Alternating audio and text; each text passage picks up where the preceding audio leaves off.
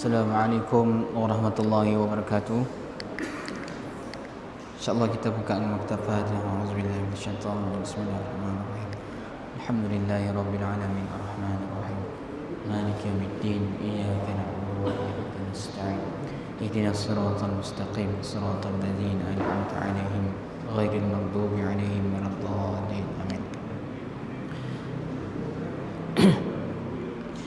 Innal hamdalillah wassalatu wassalamu ala rasulillah wa ala alihi wa man walah. Nahmaduhu wa nasta'inuhu wa nastaghfiruh wa na'udzu billahi min shururi anfusina wa sayyiati a'malina. May yahdihillahu fala mudilla lahu wa may yudlil fala hadiya lahu. Wa nashhadu an la ilaha illallah wa ashhadu anna Muhammadan 'abduhu wa rasuluh. Rabbi shrah li sadri wa yassir li amri wahlul 'uqdatam min lisani yafqahu qawli. Rabbi zidna 'ilman warzuqna fahman. Alhamdulillah, pertama-tama kita bersyukur kepada Allah Subhanahu wa taala di atas berbagai nikmat yang Allah Subhanahu wa taala berikan. Nikmat iman, nikmat Islam, nikmat kehidupan, nikmat kesihatan. Alhamdulillah masih diberi kesihatan sampai saat ini. Hari itu kita naga kes sampai 600 lebih, dekat 700. Jadi semakin hari semakin bertambah pula. Jadi kita terus mohon perlindungan daripada Allah Subhanahu wa taala daripada sebarang penyakit, daripada sebarang wabak untuk datang kepada kita semua, insya-Allah. Salawat dan salam atas junjungan Nabi Muhammad sallallahu alaihi wasallam, junjungan besar kita, ikutan kita, contoh kita, idola kita yang harus kita ikuti, yang harus kita amalkan sunnahnya dalam kehidupan kita sehari-hari. Jadi tuan-puan yang dirahmati Allah, insya-Allah seperti biasa pada malam Rabu ini kita bersama-sama dalam kuliah tadabbur, dan kita bersama membaca Al-Quran, memahati maknanya, memahami maksudnya, dan bersama-sama kita mentadabburi Al-Quran.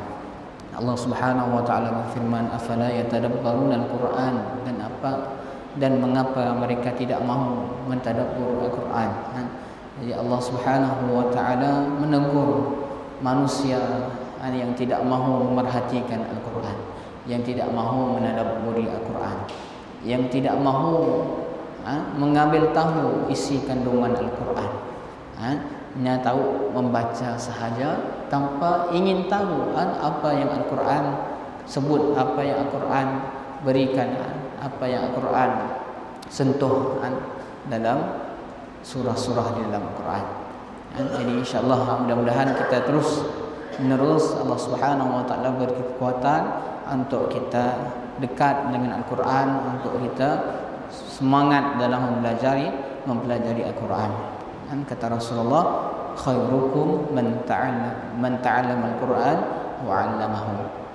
Sebaik-baik kalian, kata Rasulullah, adalah siapa? Man ta'allama Al-Quran, mereka yang belajar Al-Quran, wa 'allamahu, dan mengajarkannya. Jadi sebaik-baik manusia di atas muka bumi ini siapa? Kata Rasulullah, siapa yang belajar Al-Quran dan mengajarkannya. Jadi jangan kita anggap remeh guru-guru Al-Quran, guru-guru Al-Quran yang mengajarkan Quran. Derajat mereka di sisi Allah Subhanahu wa taala tinggi. Mereka dikatakan oleh Rasulullah SAW sebagai sebaik-baik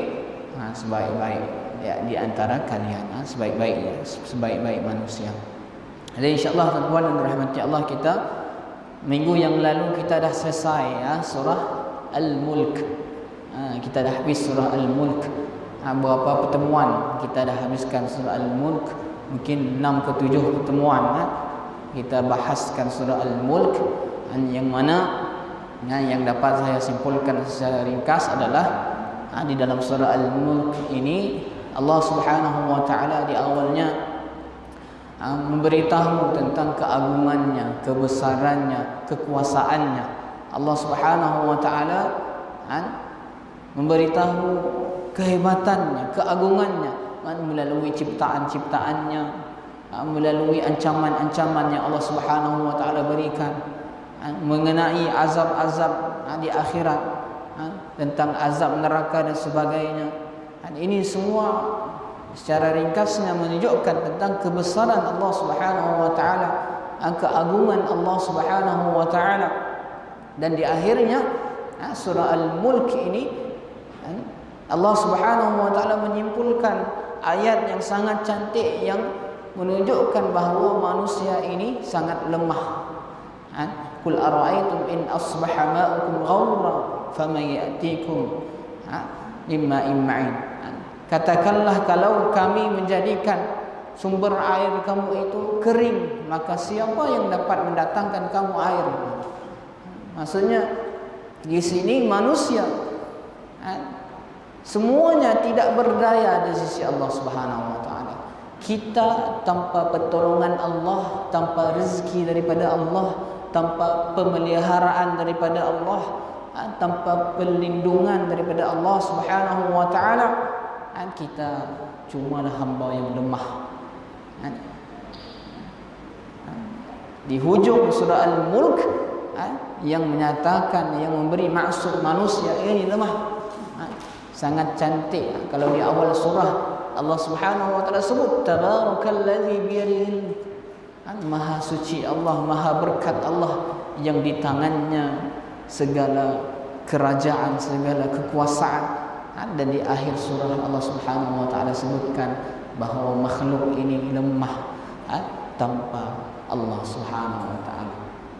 Jadi tuan-tuan dan rahmati Allah, bila kita lihat surah Al-Mulk, bila kita baca surah Al-Mulk, kita sedar, kita yakin dan percaya bahawa Allah Subhanahu wa taala maha kuasa, Allah Subhanahu wa taala maha agung, Allah Subhanahu wa taala mampu melakukan apa saja. Dan kita manusia lemah. Kita hidup sekarang pun adalah kerana rahmat daripada Allah Subhanahu wa taala. Kerana Allah Subhanahu wa taala tahan nyawa kita. Kita boleh berada di atas muka bumi tanpa ada sebarang musibah, tanpa ada sebarang bencana. Kerana apa? Kerana Allah Subhanahu wa taala menjadikan bumi ini mudah untuk kita. Tanpa ada badai dan sebagainya. Semua ini kerana Allah Subhanahu wa taala yang memberi perlindungan, Allah Subhanahu wa taala yang memelihara, Allah Subhanahu wa taala yang menjaga. Semuanya di atas Allah Subhanahu wa taala. Jadi manusia tanpa Allah tidak berdaya, tiada guna. Dan tidak ada milik kita, semuanya milik Allah Subhanahu wa taala. Itulah yang dapat kita simpulkan daripada surah Al-Mulk, kerajaan Allah Subhanahu wa taala, kekuasaan, kebesaran dan keagungan Allah. Jadi insya-Allah kita masuk dalam surah yang baru, suratul Qalam. Surah Al-Qalam.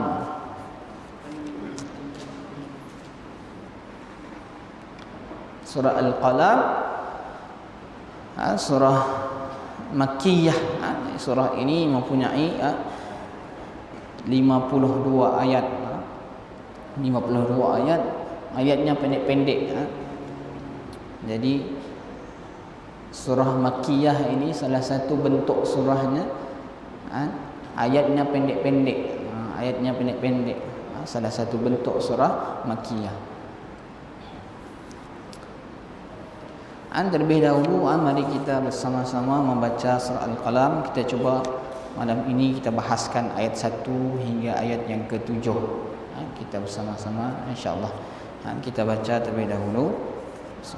A'udzu billahi minasy syaithanir rajim. Bismillahirrahmanirrahim. Nun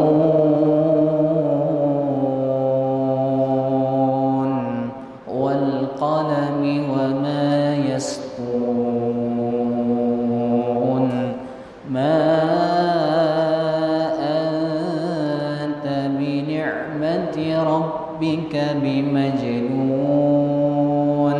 wa inna laka la ajran ghayra mamnun wa inna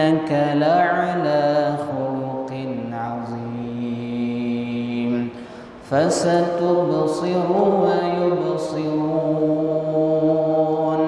bi ayyikumul maftun inna rabbaka huwa a'lamu biman dhalla 'an sabilihi wa huwa a'lamu bil muhtadin. Surah Al-Qalam ayat 1 hingga 7. Nun wal qalami wa ma yasturun, demi pena dan apa yang mereka tuliskan. Dengan karunia Tuhanmu engkau Muhammad bukanlah orang gila, dan sesungguhnya engkau pasti mendapat pahala yang besar yang tidak putus-putusnya. Dan sesungguhnya engkau benar-benar berbudi pekerti yang luhur, maka kelak engkau akan melihat, dan mereka orang-orang kafir pun akan melihat, siapa di antara kamu yang gila. Sungguh Tuhanmu dialah yang paling mengetahui siapa yang sesat dari jalannya, dan dialah yang paling mengetahui siapa yang mendapat petunjuk. Surah Al-Qalam ayat 1 hingga 7. Jadi surah ini dinamakan dengan surah Al-Qalam. Al-Qalam ini dalam bahasa Arab apa maksudnya? Pen.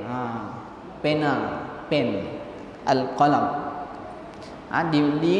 Dinamakan dengan surah Al-Qalam kerana dibuka dengan kata qalam. Nun wal qalami. Kebanyakan surah ini dinamakan namanya daripada awal permulaan surahnya. Yasin, dinamakan surah Yasin kerana dimulakan dengan kataan Yasin. Kebanyakan setengah surah yang dimulakan kerana dibuka dengan perkataan tersebut.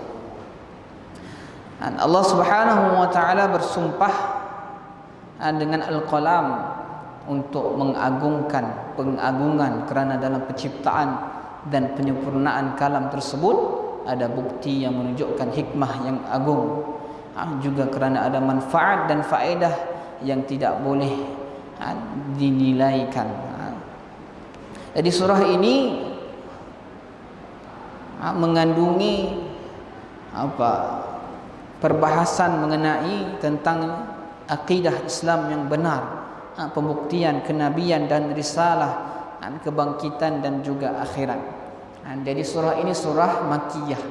Surah Makkiyah ini, tuan-tuan dirahmati Allah, temanya pasti berkaitan tentang akidah. Yang berkaitan tentang akidah ini maksudnya yang menceritakan tentang keimanan kepada Allah, yang menceritakan tentang kenabian dan risalah, yang menceritakan tentang hari akhirat, yang menceritakan tentang syurga dan neraka. Ini surah-surah yang berkaitan tentang akidah. Jadi surah-surah juzuk 29 hingga ke juzuk 30 ini hampir semuanya surah Makkiyah, surah yang menekankan tentang akidah.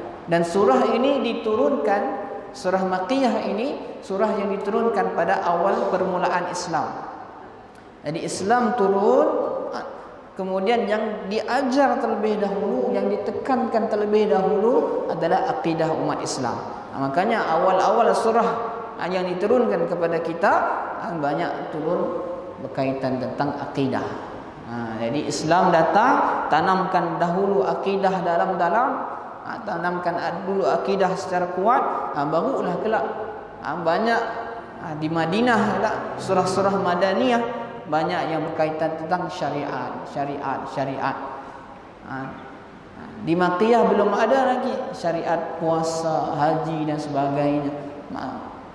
Belum ada lagi suruhan untuk melaksanakan apa dan ini, syariatnya belum banyak. Ada pun cuma beberapa seperti solat sepertinya contohnya. Di surah-surah yang berkaitan dengan surah Makkiyah ini banyak berkaitan tentang akidah, termasuk juga surah Al-Qalam ini. Surah yang membahaskan tentang pokok-pokok akidah Islam yang benar. Jadi surah ini dimulakan dengan Nun wal qalami wa ma yasturun. Surah ini sebelumnya, kata Ibnu Abbas, surah ini diturunkan selepas wahyu yang pertama turun. Jadi surah Al-Qalam ini di antara surah yang terawal turun. Kata Ibnu Abbas, setelah surah Al-Alaq, Iqra' bismi rabbikal ladzi khalaq, setelah itu surah ini turun, surah Al-Qalam. Beberapa ayat di awal surah Al-Qalam ini turun. Jadi ini di antara ayat-ayat yang awal diturunkan kepada Nabi Muhammad sallallahu alaihi wasallam. Nun wal qalami wa ma yasturun. Nun ini dalam bahasa Al-Quran harfu muqatta'ah, huruf-huruf muqatta'ah. Jadi dalam Quran ada surah-surah yang dimulakan dengan harfu muqatta'ah ini, seperti Nun, kemudian lagi Qaf, Alif Lam Mim, Yasin, Hamim. Ini semua namanya apa? Harfu muqatta'ah. Dan surah Al-Qalam, surah yang terakhir dalam Quran secara susunannya yang dimulakan dengan harful muqatta'ah ini. Nun wal qalami wa ma yasturun. Nun. Jadi para ulama membincangkan kenapa surah dimulakan dengan perkataan Nun, Alif Lam Mim, Hamim. Perkataan dari segi bahasa Arabnya tidak ada yang tahu maknanya. Tidak ada yang tahu maknanya. Jadi bagi setiap rasul, Allah Subhanahu wa taala bagi mukjizat tertentu yang bersesuaian dengan zamannya. Bersesuaian dengan zamannya. Nabi Isa alaihi salam diberi mukjizat oleh Allah Subhanahu wa taala, hanya boleh menyembuhkan manusia, hanya boleh menyembuhkan penglihatan. Diberi mukjizat boleh menyembuhkan manusia. Dan pada zaman itu memang terkenalnya apa orang-orang yang boleh menyembuhkan, terkenalnya dengan bumuh-bumuh yang boleh menyembuhkan. Ketika itu Nabi Isa alaihi salam diberi mukjizat dapat menyembuhkan manusia. Nabi Musa alaihi salam diutuskan dalam kalangan masyarakat yang apa? Tukang sihir. Sihir berluasa. Ramainya tukang sihir. Jadi masing-masing berlumba menunjukkan sihir-sihir mereka. Mana yang lebih hebat sihir mereka. Dan Nabi Musa diutuskan dalam kalangan masyarakat itu. Dan apa mukjizat yang Allah Subhanahu wa taala bagikan kepada Nabi Musa? Hanya ada tongkat. Tongkat sihir, bukan tongkat sihir. Ini ada tongkat mukjizat. Dengan tongkatnya tadi Allah Subhanahu wa taala bagi dia mukjizat. Dia boleh dengan tongkatnya boleh berubah menjadi ular, dengan tongkatnya boleh mengeluarkan air, dengan tongkatnya berbagai macam lagi yang di mata manusia seperti sihir. Jadi Nabi Musa alaihissalam diutuskan dalam kalangan masyarakat yang takjub, kagum dengan sihir, dan Nabi Musa mendapat mukjizat ada tongkat, dan dengan tongkat tadi dia dapat melakukan seolah-olah ada sihir. Ada kelebihan mukjizat yang Allah Subhanahu wa taala berikan. Ketika berkumpul di depan Firaun, masing-masing menunjukkan sihir mereka, ada ular. Kemudian Nabi Musa tunjukkan tongkatnya berubah menjadi ular, makan ular-ular yang lain. Maksudnya sihirnya lebih hebat daripada yang lain. Bukan sihir, mukjizat Nabi Musa alaihissalam. Dan Nabi kita Nabi Muhammad sallallahu alaihi wasallam pula diutuskan dalam kalangan masyarakat yang bagaimana? Masyarakat Arab jahiliyah ini, walaupun mereka disebut Arab jahiliyah, tapi mereka ini masyarakat yang sangat mahir dengan apa? Syair. Mahir dengan perkataan bahasa, mahir dengan sajak, mahir dengan apa lagi? sastra dan sebagainya. Ketika zaman itu, siapa yang dapat mencipta syair yang cantik, yang baik, susun katanya, akan dipilih dan akan digantungkan syairnya di Kaabah supaya dilihat oleh orang ramai. Maksudnya apa? Mereka mengagungkan syair, mereka mengagungkan sastra-sastra itu. Sehingga Nabi Muhammad sallallahu alaihi wasallam diberi mukjizat apa? Al-Quran. Dan di dalam Al-Quran ini kata-katanya penuh mukjizat. Susunan katanya, sastranya sangat hebat. Sehingga mana bila Al-Quran turun, contohnya bila Quran turunkan ayat Nun, orang Arab ketika itu yang katanya mereka mahir dengan sastra, yang mereka anggap mereka ini hebat, mereka anggap mereka dah lihai dah dalam sastra. Tapi bila turun ayat Nun, mereka, apa maksudnya ini? Ini tidak pernah kami dengar bahasa Al-Quran. Ini bukan ciptaan manusia. Secara tidak langsung masyarakat Arab ketika turunnya Al-Quran, terlebih lagi bila turunnya Al-Quran dengan gaya dimulakan dengan harful muqata'ah tadi, dan mereka terpinga-pinga dan mereka ternanti-nanti, dan apa lagi akan dibacakan, apa lagi ayat Al-Quran yang akan diturunkan. Mereka menganggap mereka yang paling mahir. Tapi bila Al-Quran datang, bila Al-Quran turun, bila mukjizat Al-Quran dibacakan kepada mereka, ini bukan biasa-biasa, kata mereka.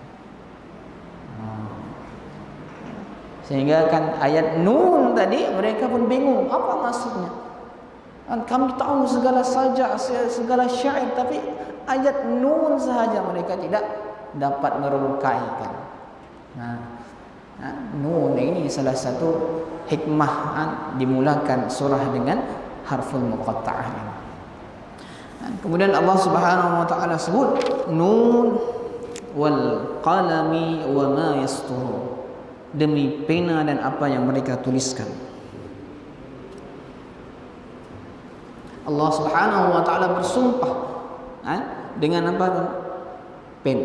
Pena dan apa yang dituliskan. Tuan-tuan dan dirahmati Allah, kalau Allah Subhanahu wa taala bersumpah tentang sesuatu perkara, di situ maksudnya apa? Ada kebesaran, keutamaan dalam apa yang Allah Subhanahu wa taala sumpahkan. Contoh, Allah Subhanahu wa taala sumpah tentang wal 'asr, demi masa. Maksudnya betapa pentingnya waktu tadi. Allah bersumpah lagi tentang waktu duha, wasyamsi wa duhaha. Allah bersumpah dengan sesuatu perkara yang mana di situ ada isyarat bahawa pentingnya, ada isyarat tentang keutamaan apa yang Allah Subhanahu wa taala sumpahkan. Dan di sini juga Allah bersumpah dengan nama pena dan wahyu pertama Allah sebut Iqra, bacalah. Kemudian setelah beberapa waktu, mengikut pendapat Ibnu Abbas, surah ini, ayat ini yang kedua diturunkan. Setelah ayat bacalah turun pula ayat wal qalami, dan pena dan apa yang dia tuliskan. Tuan-tuan, ini menunjukkan bahawa agama kita ini, agama Islam ini bukan agama yang dibina di atas hayalan semata-mata, bukan dibina di atas suatu asas yang tidak kuat, tapi agama kita agama yang dibina atas tamadun, keilmuan yang tinggi. Agama kita sangat mengangkat martabat ilmu, dibina di atas keilmuan. Agama Islam bukan agama yang sekati beramal sekati, beribadah sekati, tidak, tapi kita agama Islam didasarkan di atas ilmu yang kuat, yang kukuh. Buktinya apa? Wahyu yang pertama turun, wahyu yang kedua turun, dua-dua ada sebut tentang pen, tentang baca, tentang tulisan. Semua ini berkaitan tentang apa? Ilmu dan pembelajaran. Maka jangan remehkan kita ada pen, kita tuliskan ilmu. Kerana ini wahyu yang Allah Subhanahu wa taala turunkan. Sumpah dengan pena dan apa yang ditulis dengan pena adalah isyarat akan keagungan nikmat pada dua hal tersebut. Keduanya adalah jalan pembudayaan dan penyebaran ilmu pengetahuan di kalangan manusia, bangsa dan individu. Juga petunjuk atas kemajuan dan kecerdasan umat dan bangsa. Ada juga kata Ibnu Abbas berkata, awwalu ma khalaqallah al-qalam. Qala aktub, qala wa madza aktub, qala uktubil qadar fajara bima yakunu min dhalik yawma ila qiyamis sa'ah summa khalaqan nun. Makhluk pertama yang diciptakan Allah Subhanahu wa taala adalah al-qalam, pena. Kemudian dia berfirman kepada qalam tadi, tulislah. Kemudian pena bertanya, ma aktub, apa yang aku tulis? Allah Subhanahu wa taala berfirman, tulislah qadar, takdir. Maka berlangsunglah apa yang terjadi itu semenjak hari itu sampai terjadinya kiamat. Kemudian dia menciptakan nun, tempatnya tinta. Hadis yang lain, inna awwal syai'in khalaqahu Allah al-qalam summa khalaqan nun wa huwa dawah. Summa qala uktub ma huwa kainun min amalin aw atharin aw rizqin aw ajalin fakataba ma huwa kainun wa ma kana ila yaumil qiyamah. Summa khatama 'ala al-qalam falam yatakallam ila yaumil qiyamah. Aku mendengar Rasulullah SAW bersabda, makhluk pertama yang diciptakan oleh Allah adalah pena. Kemudian dia menciptakan nun, iaitu tempat tinta. Kemudian Allah Subhanahu wa taala berfirman, tulislah apa yang akan terjadi, iaitu amal, perbuatan, akibat, rezeki dan ajal. Lalu pena tadi menulis apa yang akan terjadi dan apa yang telah terjadi sampai hari kiamat. Kata Rasulullah SAW, ciptaan makhluk yang pertama ditulis oleh Allah Subhanahu wa taala adalah, yang dicipta oleh Allah Subhanahu wa taala adalah al-qalam. Jadi ini sumpah Nabi, sumpah Allah Subhanahu wa taala, nun wal qalami wa ma yasturun. Kemudian apa jawabul qasam tadi, apa isi sumpah tadi? Ini belum masuk kepada isinya. Sesuatu yang penting kalau nak diucapkan terlebih dahulu pasti akan ada sumpah. Allah nak cerita satu benda yang penting, Allah bersumpah terlebih dahulu. Allah nak cerita di sini, isinya barulah ada pada ayat ketiga, ayat keempat dan ayat kelima. Terlebih dahulu Allah bersumpah. Ayat yang pertama, ayat kedua, Allah bersumpah dengan pen dan apa yang dituliskan. Contoh surah yang lain, surah wasyamsi wa duhaha, itu semua Allah bersumpah. Wasyamsi wa duhaha wal qamari idza talaha wan nahari idza jallaha wal laili idza yakhshaha was samai wa ma banaha wal ardi wa ma tahaha wa nafsin wa ma sawwaha fa alhamaha fujuraha wa taqwaha. Itu baru isinya. Allah bersumpah daripada awal surah, demi waktu duha, bila ia terbit, demi matahari, demi apa dan sebagainya. Barulah Allah sebut fa alhamaha fujuraha wa taqwaha, dan kami ilhamkan kepada manusia ilham fujur, ilham keburukan ataupun ilham ketakwaan. Allah nak ceritakan pentingnya, Allah sebut qad aflaha man zakkaha, dan beruntunglah orang-orang yang menyucikan dirinya. Terlebih dahulu Allah bersumpah daripada awal surah sehingga ayat keberapa tadi, sumpah Allah. Barulah Allah beritahu isinya.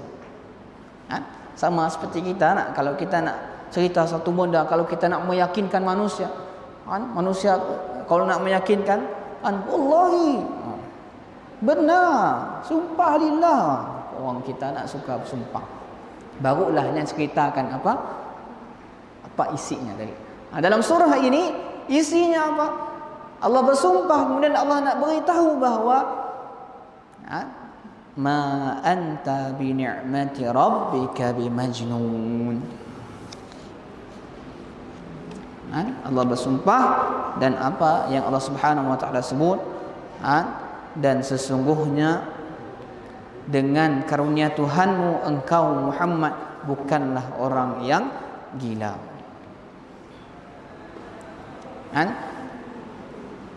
Sebab turunnya ayat ini ada yang meriwayatkan dari Ibnu Munzir, meriwayatkan dari Ibnu Juraik, dia berkata ketika Nabi Muhammad SAW mendapat wahyu daripada Allah Subhanahu wa taala, kemudian dia mula mengajak manusia, manusia menyebut Nabi Muhammad apa? Gila. Orang kafir Quraisy memanggil Nabi Muhammad SAW sebagai orang gila. Ketika Nabi Muhammad SAW mendapat wahyu, orang tidak percaya dan orang memperlekehkan Nabi Muhammad SAW sehingga mereka menyebut Nabi Muhammad SAW sebagai orang gila. Kemudian turunnya ayat ini, Allah Subhanahu wa taala sendiri yang backup Nabi. Allah Subhanahu wa taala sendiri yang melindungi Nabi, yang membackup cover Nabi. Allah Subhanahu wa taala sendiri menyanggah sangkaan orang-orang kafir Quraisy yang mengatakan Nabi Muhammad SAW gila. Allah sebut, ma anta bi ni'mati rabbika bimajnun.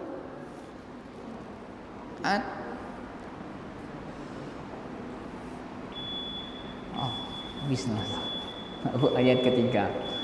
Dengan nikmat daripada Tuhanmu sesungguhnya engkau Muhammad bukanlah orang yang gila. Itu ayat yang kedua. Ayat kedua. Sebab kita banyak tadi, kita baru masuk surah Al-Qalam, jadi muqaddimah surah Al-Qalam tadi pandang sikit. Jadi sampai ayat tadi bahawa Allah Subhanahu wa taala menyanggah percakapan orang Quraisy, kafir Quraisy yang menyatakan bahawa Nabi Muhammad SAW seorang yang gila. Tuan-puan,